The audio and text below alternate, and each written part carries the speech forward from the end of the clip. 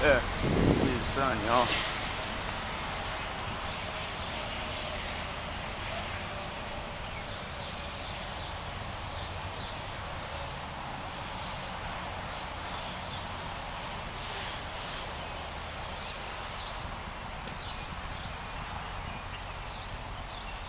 Head southwest toward Shut I-65 up. South.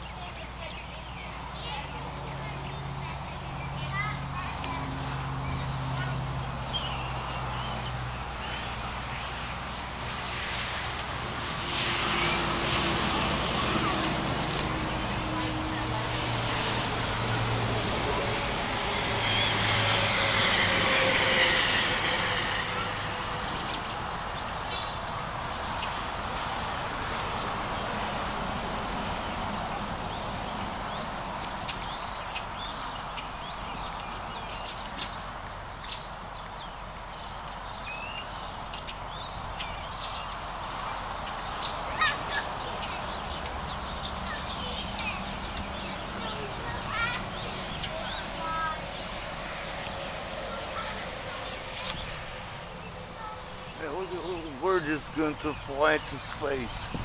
The little bird don't fly to space. It's scary for you up there and there's no air conditioning. Hey, little bird, don't push that button.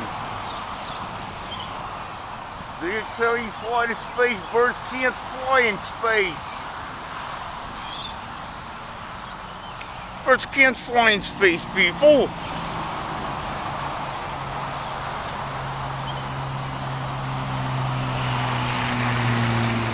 Birds have real hard time flying from space. Well, this is very tall. There's tree, there's rockets. Rockets very tall. Very tall. Flimsily made American rocket during Cold War. America made shit. The Soviet Union made big, strong machines to fly into space, to dominate this space as world power. There's another bird.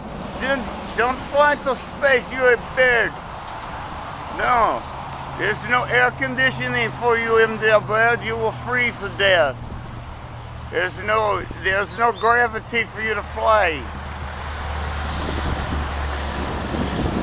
The United States of America, flimsy as piece of Soviet Union made much better rockets during this period.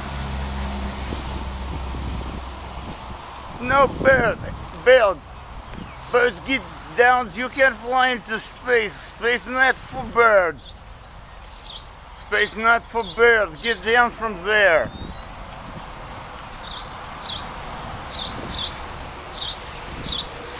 stupid.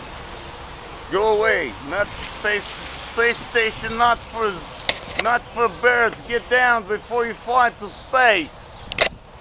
Birds, get down. You can't fly into space. You can't fly into space. Space is not for birds. There's no air conditioning for you and the birds.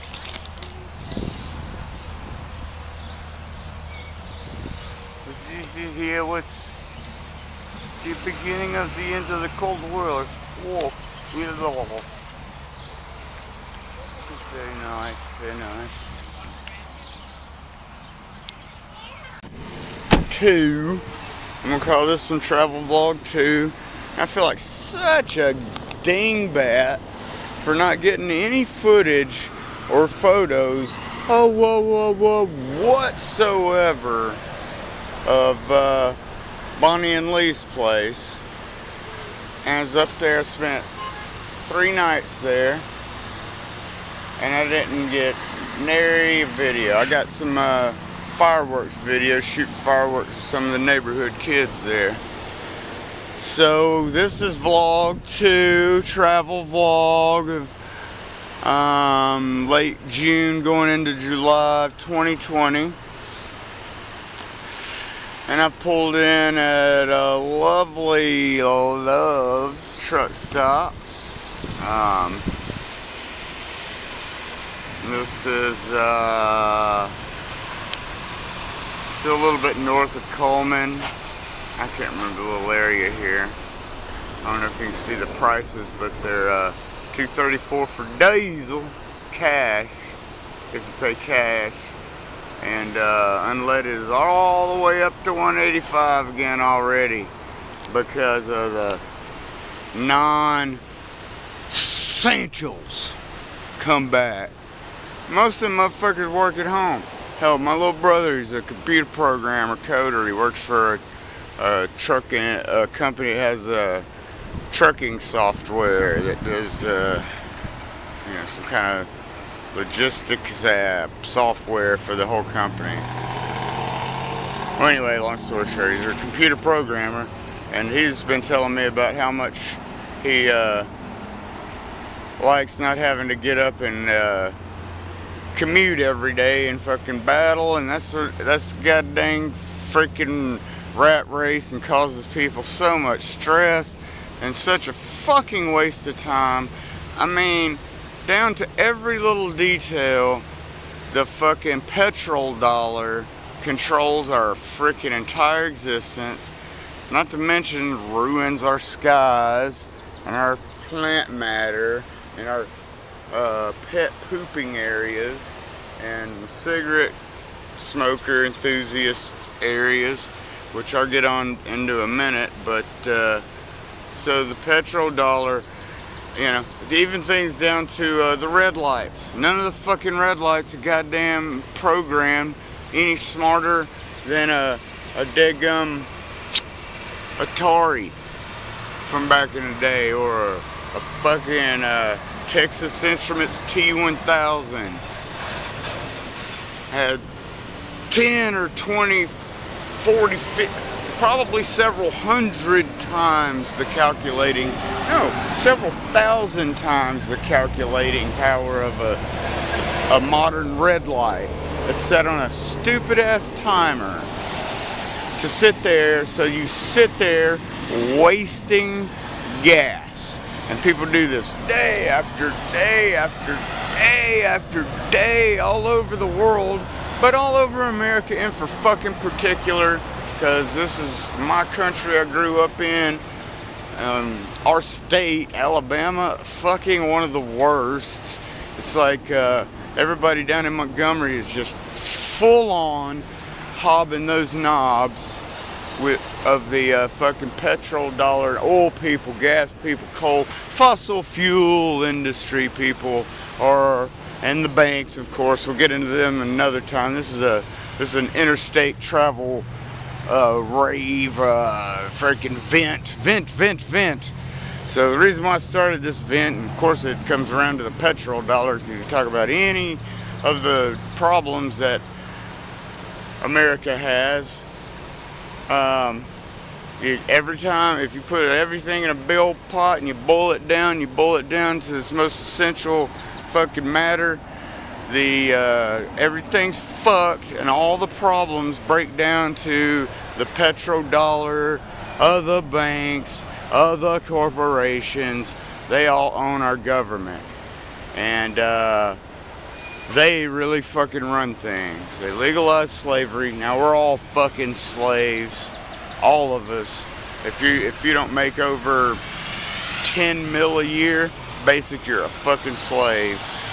If you're an American citizen and you make under $10 million, you're a fucking slave. And even if you do, there's a pretty big group of folks that make over $100 million. A good bit of them are slaves, and you break down and get 1%. 1% are like the fuck plantation owners. They own everybody, everything. They own you, they own your life, they own your kids, they own your property. They own you. You are a slave if you are an American and you make below $10 million a year.